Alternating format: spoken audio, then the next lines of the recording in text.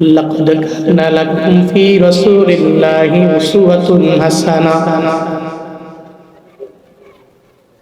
উসওয়াতুন হাসানাতুল লিমান কানা ইয়ারজুল্লাহা ওয়াল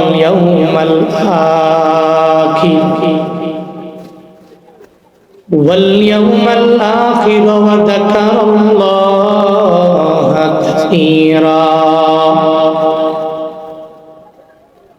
আল্লাহ বলেন, আই মানুষ, মদিনাওয়ালা নবীর মাঝেই তোমাদের জন্য রয়েছে উত্তম আদর্শ। ওই আদর্শে নিজের আদর্শবান বানায় নাও। যদি কোনো বান্দা আমার মাওলারে রাজি বানাইতে চায়, যদি কোনো বান্দা আখিরাতের দিনের প্রতি পরিপূর্ণ বিশ্বাস স্থাপন করে বান্দা যদি আগায়, তাহলে আমার নবীরে ফলো করা লাগবে। ওই নবীর আদর্শে পরিপূর্ণ নিজের আদর্শবান বানানো লাগবে। কারণ নবীর আদর্শ এত সুন্দর, যদি কেউ মানে, মুফাসসিরিনে কেরামগণ জানায়া দিলেন না আয়াতের ব্যাখ্যায়, কেউ যদি আমার নবীর ফলো করে দুনিয়ার মধ্যে চলাফেরা করে, আসমানের নিচে জমিনের উপরে ওর চাইতে দামি, ওর চাইতে সম্মানী আর কেউ হতে পারবে না। মায়ার নবীর আদর্শ বড় সুন্দর। যেই আদর্শে যেই বান্দাটা এই আদর্শের মালা গলায় লাগায় আগাবে, ওই বান্দার আদর্শ বড় সুন্দর হয়ে যাবে, জীবনটাও সুন্দর হয়ে যাবে। কারণ পুরা জিন্দেগিতে যার কোনো গালি নাই, কোনো মিথ্যাও নাই, ওয়াদা করে মায়া নবী খেলাবো বললেন না। যেই নবীর পুরা জিন্দেগিতে কোনো আমানতের খেয়ানত নাই, কোনো দুর্নীতি নাই, কোনো অন্যায় নাই, কোনো অপরাধ নাই, ওই নবীর আদর্শ যদি কোনো বান্দা বাস্তবায়ন করে আগায়া যায়, তারও পুরা জিন্দেগিতে মিথ্যা রইবে না, তার পুরা জিন্দেগিতে আমানতের খেয়ানত হবে না, দুর্নীতি করতে পারবে না। ওই বান্দা ওয়াদা করে ওয়াদা খেলাফ করতে পারবে না। তার আদর্শ হয়ে যাবে আমার মদিনাওয়ালা নবীর আদর্শের মতো। নবীর আদর্শ নিয়ে যদি আগায়, আল্লাহ তার সম্মানটা অনেক পরিমাণে বাড়ায়া দিবে। এই জন্য তো আমগো মুসলমানেরা, উলামায়ে কেরামেরা আমার নবীর আদর্শ মানলো। নবীর আদর্শ মাইনা মদিনাওয়ালা নবী জানায়া দিলেন, কোন ধর্মের লোকেরা, অন্যান্য ধর্ম অবলম্বী মানে হিন্দু, কোন খ্রিস্টান, কোন বৌদ্ধ যদি তোমার দেশের মধ্যে থাকে, এদের সাথে কোনো অন্যায় আচরণ করা যাবে না, এদের উপরে জুলুম করা যাবে না, এদের উপরে নির্যাতন করা যাবে না। স্বৈরাচার বিদায় নেওয়ার পর যখন হিন্দুদের মন্দিরগুলা পাহারা দেওয়ার জন্য উলামায়ে কেরাম জানায়া দিল, এই মাদ্রাসার তোলাবারা, তোমরা মন্দিরে যাও আর এই মন্দিরগুলোরে গিয়া গিয়া পাহারা দাও। হিন্দুদের দুর্গা পূজা গেল গত 2 মাস আগে রে বাবা, ওই দুর্গা পূজার ভিতরেও কত যুবকেরা গেল এদের সাপোর্ট দেওয়ার জন্য, বলে তোমাদেরকে কেউ আঘাত করবে না, কোনো জুলুম করা হবে না, কোনো নির্যাতন তোমাদের উপরে করা হবে না। হিন্দুদের দুর্গা পূজায় আমার মুসলমানের সন্তানরা যাইয়ারা পাহারা দেয়, হিন্দুদের মন্দিরে যাইয়া মুসলমানের সন্তানেরা পাহারা দেয়। হিন্দুদের মন্দিরে মাদ্রাসা তুলাবায়ে ইলমের দিনেরা সারা দিন লাগে মাদ্রাসার মধ্যে ক্লাস করে, এরপরে রাতে ঘুমায় না, ওই মন্দির পাহারা দেওয়ার জন্য যায় লাইনে লাইনে দাঁড়ায়, যাতে করে হিন্দুদের মন্দিরে কেউ হিন্দু থেকে বিন্দু মাত্র পরিমাণ কেউ আঘাত করতে না পারে। কারণ মুসলমানদের একজন নবী আছে, ওই নবী শিখায়া দিল, এই উম্মতেরা, লাকুম দীনুকুম ওয়ালিয়া দীন, তোমাদের ধর্ম তোমাদের জন্য, আমার ধর্ম আমার জন্য। আমি আমার ঈদুল ফিতর উদযাপন করব, কোনো অসুবিধা নাই। ঈদুল আজহা উদযাপন করব, আমারটা আমি করব, তোমারটা তুমি করবা। তোমার দুর্গা পূজায় তুমি যাইবা, তবে তোমার দুর্গা পূজা জীবনেও কোনোদিন তোমার পূজা হতে পারে না। আমার যদি হেল্প লাগে আমি যাব, আমি তোমারে সাপোর্ট দেওয়ার জন্য পাশে দাঁড়ায় যাব। মন্দিরগুলো আমরা পাহারা দিব, যাতে করে তোমার মন্দিরে কেউ জুলুম করতে না আসে। এই হিন্দুদেরকে আমরা এত পরিমাণে মহাব্বত কইরা কইরা মন্দির পর্যন্ত পাহারা দিলাম। আর এদের একটা অঙ্গ সংগঠন আছে যে যেটা ভারত থেকে পরিচালিত ইসকন নামে। এরা মুসলমানদের দেখতে পারে না, আমরা মন্দির পাহারা দিলাম, আর এরা ওদিকে গতকালকে চট্টগ্রামে মসজিদ ভাঙ্গে। মাঝে মাঝে ভাবি এদের ভালোবাসা কোনো লাভ নাই, এদের অন্তরে ইসলামের প্রতি বিন্দু মাত্র পরিমাণ কোনো দরদ নাই। এরা তো এমন জাতি যারা নিমকারামের গোষ্ঠী। আমরা মন্দির পাহারা দেই, এরা মসজিদ ভাঙ্গার জন্য মসজিদে যায়। আবার আমাদের ভাই সাইফুল ইসলাম আলিফকে জবাই করে এরা বিদায় করে দেয়। মনে রাখবারে বাবা, যতই বলো এরা তোমার আমার বন্ধু হতে পারে, এরা জীবনেও কোনোদিন ইসলামের ফায়দা হয় এমন কোনো কাজ এরা করবে না। এরা জীবনেও কোনোদিন আমগো ফায়দার জন্য পাশে এসে দাঁড়াবে না। আমগো মসজিদ গরু পাহারা দেওয়ার জন্য লাইনে গিয়ে দাঁড়ায় যাবে না। মুসলমানদের বন্ধু কোনো হিন্দু হতে পারে না। ভারত আর ইসকন আমার দেশের বন্ধু হতে পারে না। চিল্লা গো ঠিক কিনা? আলা ইন্না আউলিয়া আল্লাহ লা খাউফুন আলাইহিম ওয়ালা হুম ইয়াহজানুন।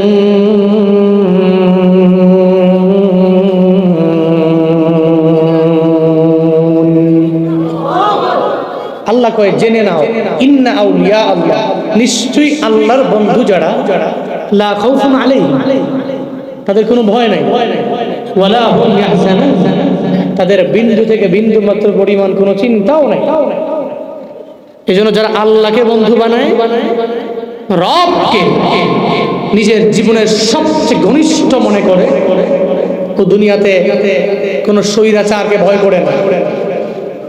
রংপুরের পীরগঞ্জের শহীদ আবু সাঈদের মতো দুনিয়াবি লাইনের পুলিশের এই বুলে ওরে সরাইতে পারে না। একবার মারছে, ওর ইমান আরো মজবুত হয়েছে। আবার বুলেট ছুড়েছে, তার ইমান আরো মজবুত হয়েছে। বুলেট আবার ছুড়লো, ও মনে করে এই বুলেটের চাইতে আমার কাছে সবচেয়ে দামি হচ্ছে আমার রব।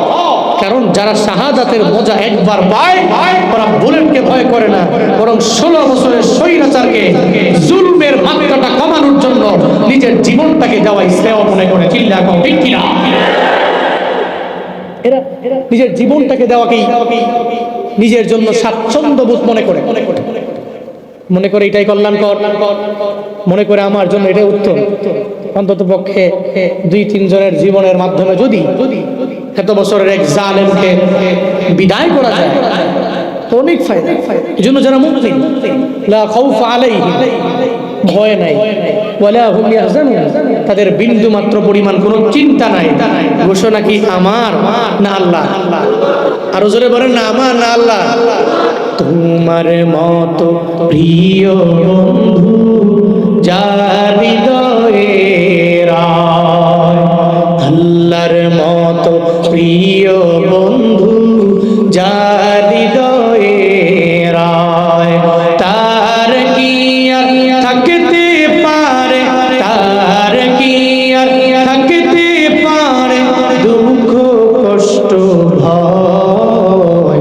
তোমার মতো প্রিয় বন্ধু যার হৃদয়ে রায়, রবের মতো প্রিয় বন্ধু যার হৃদয়ে রায়। শিশুকালে মায়ের দুধে বাঁচাও খুদা প্রাণ, মায়ের স্নেহে বেড়ে উঠি তোমার অবদান।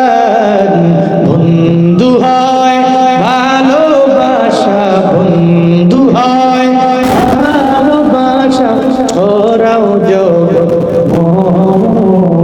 তোমার মতো প্রিয় বন্ধু যার হৃদয়ে রায়, আল্লাহর মতো প্রিয় বন্ধু যার হৃদয়ে রায়, তার কি আর থাকতে পারে, তার কি আর থাকতে পারে দুঃখ চিন্তা ভয়।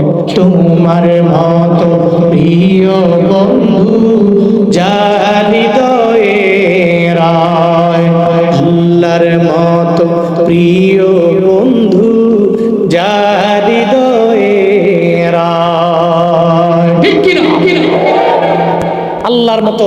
প্রিয় বন্ধু যদি কোনো ব্যক্তির জীবনে থাকে, নাই কোনো ভয়, নাই কোনো চিন্তা, নাই কোনো ডিপ্রেশন, কারণ তার বন্ধুকে আওয়াজ দেন। বন্ধুকে শুনেন, মাগরিবের পর শক্তি কিন্তু এমন আছে। এখন থেকে আপনাদের চাইতে আমি দুর্বল, আপনারা আমার চাইতে অনেক সবল। এজন্য কথা আমার একটু আস্তে হইল, আপনারা একটু জোরে বললেন, পারবেন তো ইনশাআল্লাহ? পড়েন সুবহানাল্লাহ, পড়েন আলহামদুলিল্লাহ, আরো জোরে চিল্লায় পড়েন আল্লাহু আকবার। তাহলে মুমিনের বন্ধুকে যদি বন্ধু বানায় উপকার আছে না নাই? এজন্য প্রশংসা জীবনে করব কার? গুণগান গাইব কার? আল্লাহ, মৃত্যু পর্যন্ত তোমার কৃতজ্ঞ বান্দা হিসাবে আমাদেরকে তুমি গড়ে তুলিও, মৃত্যু পর্যন্ত ইস্তেকামাত রাখিও। সকলেই চিল্লায়া পড়েন আমিন। খুতবায় একটি আয়াতে কারিমা তিলাওয়াত করলাম। আয়াতে আল্লাহ পাক বললেন, দুনিয়াতে কোনো ব্যক্তি যদি, আমার কোনো বান্দা যদি আদর্শবান হইতে চায়, তাহলে নবীরে ফলো করতে হবে। সে ফলো করবে কারে? সে ইতোয়াত করবে কাকে? সে আনুগত্য করবে কারে? এ ব্যাপারে আল্লাহ পাক জানায় দিয়েছেন। এখন কেউ যদি পণ্ডিতি কইরা নবীর অনুসরণ বাদ দিয়া যদি মেসিরে ফলো করে, এটা অসুবিধা নাই। মান তাশাব্বাহা বিকাউমিন ফাহুয়া মিনহুম। সে তারে পছন্দ করে, এর মতো চুল কাটে। নেইমারে পছন্দ করে, এর মতো চুল কাটে। এমবাপ্পের পছন্দ করে, এর মতো চুলের কাটিং দেয়। যদি কোনো ব্যক্তি আদর্শবান হইবার চায়, তাহলে নবীর আদর্শের চাইতে পৃথিবীতে কোন এমন ব্যক্তি আছে যার আদর্শ নবীর আদর্শের চাইতেও সুন্দর? আছে? পৃথিবীর কোন সেকুলার প্রমাণ করতে পারবে? নাস্তিকরা তো এমনিতে রাগে ক্ষোভে এরা ইসলামকে সাপোর্ট করতে পারে না বলে দেখবেন মাঝে মাঝে নবীর নিয়ে কটূক্তি করে, বিভিন্ন কথা বলে। বাস্তবতা হলো কি জানেন? একটা সেকুলার বিশ্বে প্রমাণ দিতে পারবে না যে নবীর আদর্শটা কেমন। এই আদর্শের ভিতরে একটা কালি আছে, কালো দাগ আছে, প্রমাণ করতে পারবে না। এরা মাঝে মাঝে বিভিন্ন সময়ে বিভিন্ন লাইনে বিভিন্ন কথা বলে। তবে একজন বলুক, নবীর পুরা জিন্দেগিতে একজন কুফারের সাথে নবী খারাপ ব্যবহার করে একটা গালি দিছে, মার নাম তুইলা? আছে কোনো প্রমাণ? আছে কোনো দলিল? নবীর পুরা জিন্দেগিতে একটা মিথ্যা আছে, কি প্রমাণ করতে পারবে? নবীর পুরো জিন্দেগিতে নবী একবার ওয়াদা করে ওয়াদা খেলাফ করেছেন, প্রমাণ দিতে পারবে? নবী আমানতের খেয়ানত করছেন, প্রমাণ দিতে পারবে? এক কথায় মদিনাওয়ালা নবীর আদর্শের মতো এই পৃথিবীতে এত সুন্দর আদর্শের অধিকারী আর কারো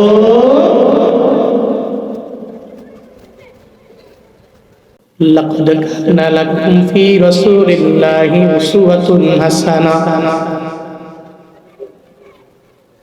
উসওয়াতুন হাসানাতুন লিমান কানা ইয়ারজুল্লাহা ওয়াল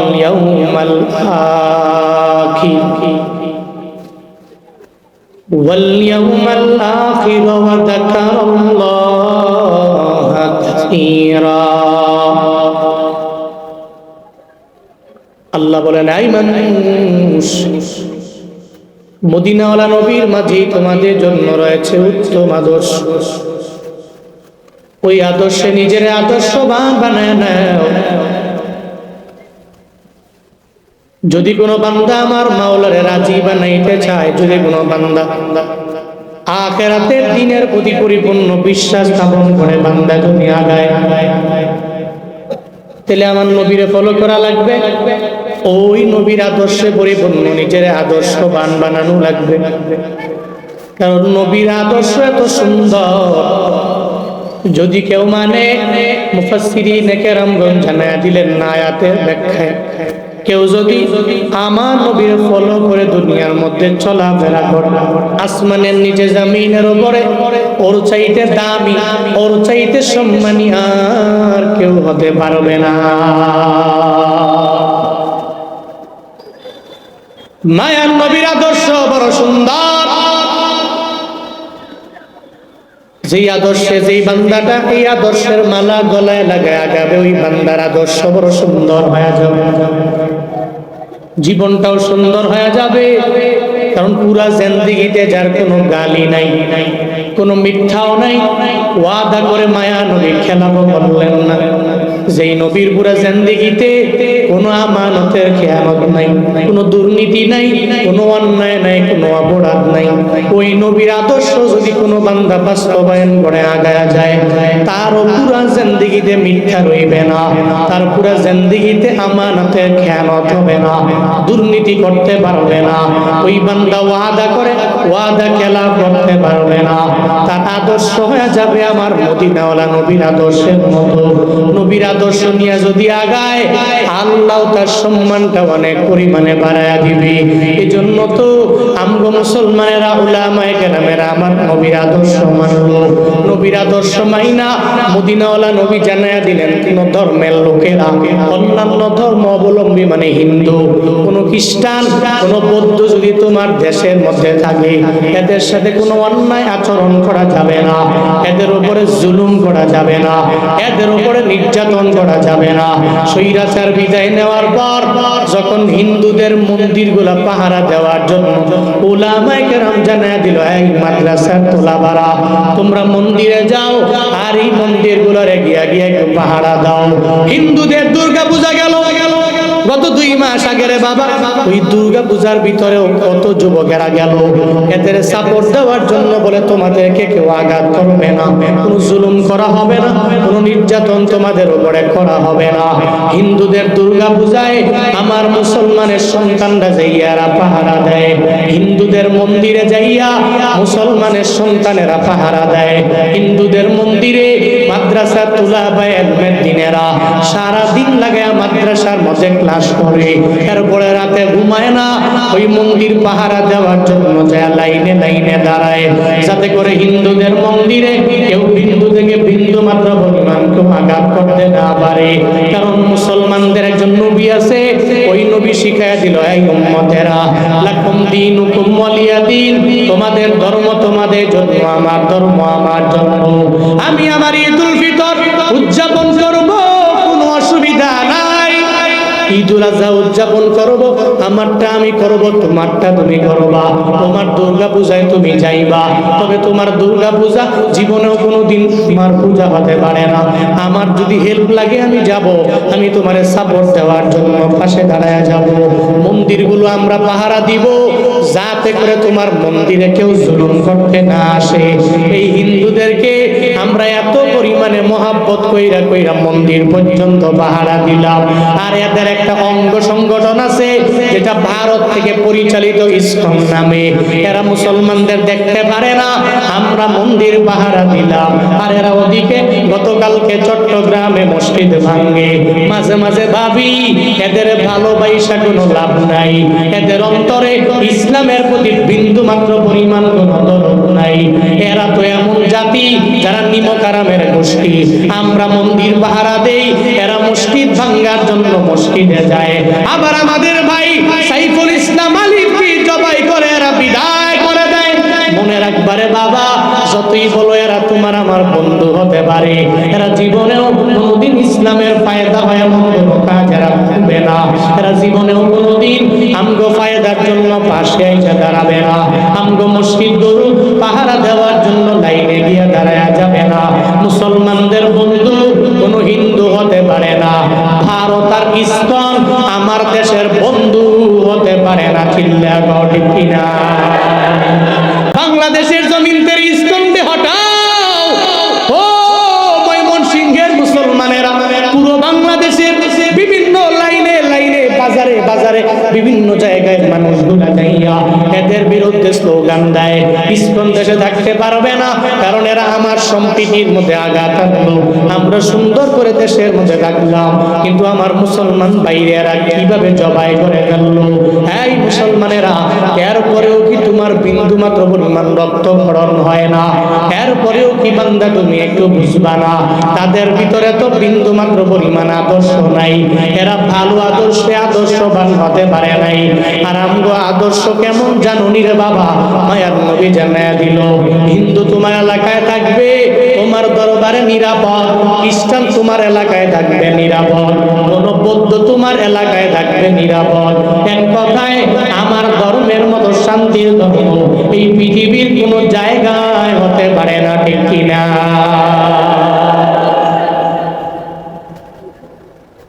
এই যে 3 মাস আগে নেপালে গেলাম, এই নেপালে যাওয়ার পরে রে বাবা আমি দেখলাম আমার ধর্মের মতো সুন্দর ধর্ম কোথাও নেই।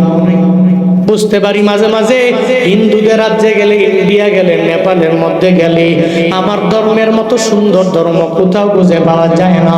মুসলমানদের মতো এত সুন্দর আখলাক আচরণ পাওয়া যায় না।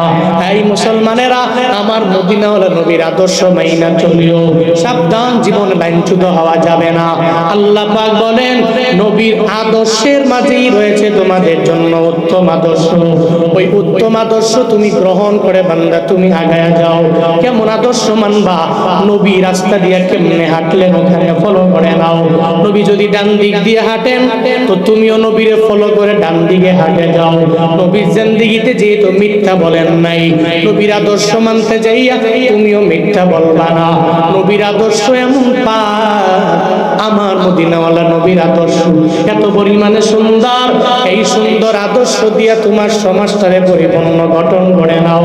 আমগো দেশের ইন ফিউচারে যেই সমস্ত লিডারেরা নেতৃত্ব দিয়া দিবে আমার দেশে, ওই লিডারেরাও যদি আমার নবীর আদর্শের মালা গলায় লাগায় নেতামি করে, লিড দেয় যদি, আমার দেশটা সোনায় ভরপুর হয়ে যাবে, ঠিক কিনা?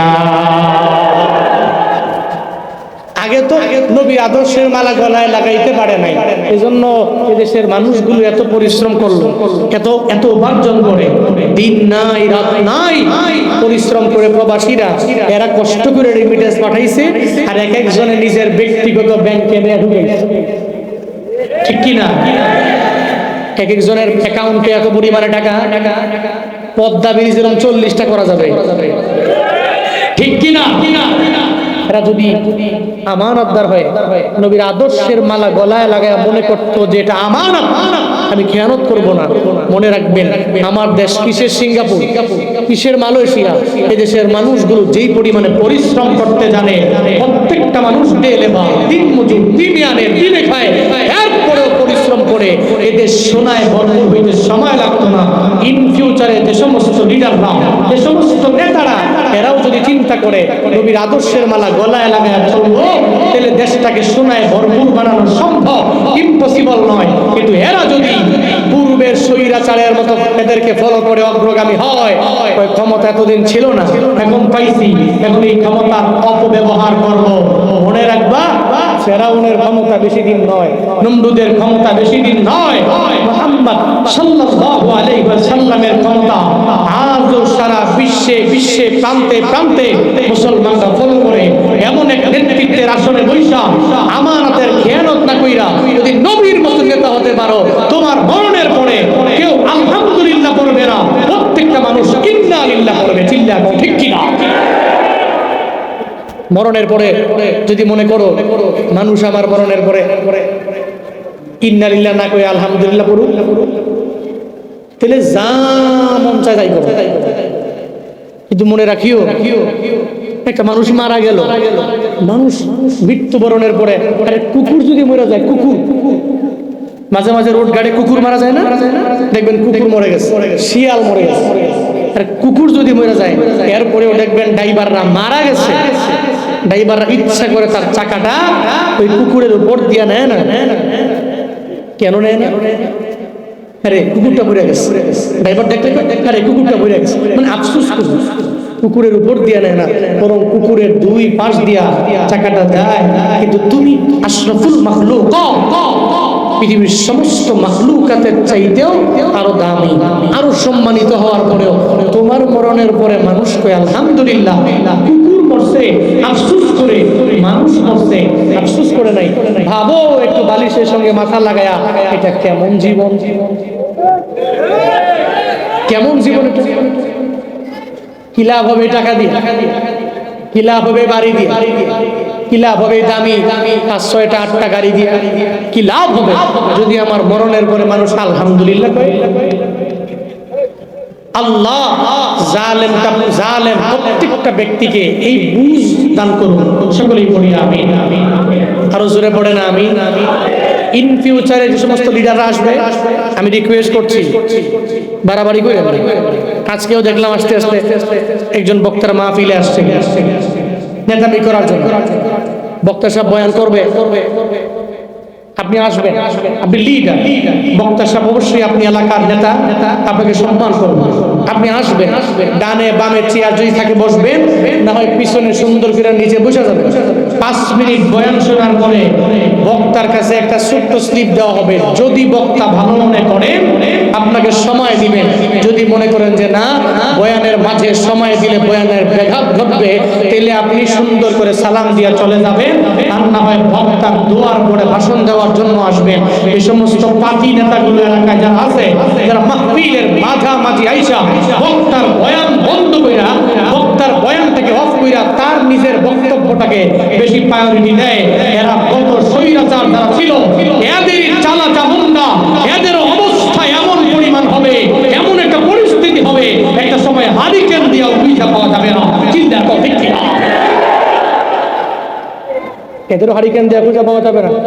আগে যে সমস্ত নেতারা বাধা দিত প্রত্যেকটা মাহফিলে, এদের পাওয়া যায় না।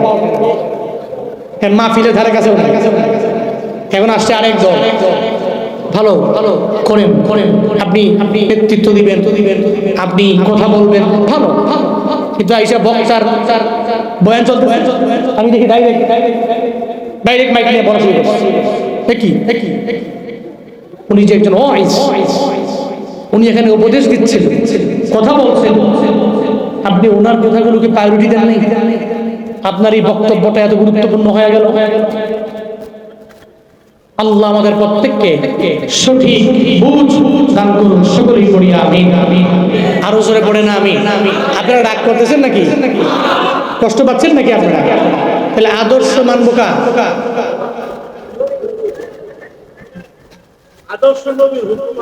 হ্যাঁ, ওই যে আদর্শ মানবো আল্লাহ, খেলা ছুটে করে লিস। আদর্শ মানবো কা? নবী। আল্লাহ পাক জানায়া দিলেন, চলার পথে আমার মায়ার নবীরে আদর্শ বানায়া দাও।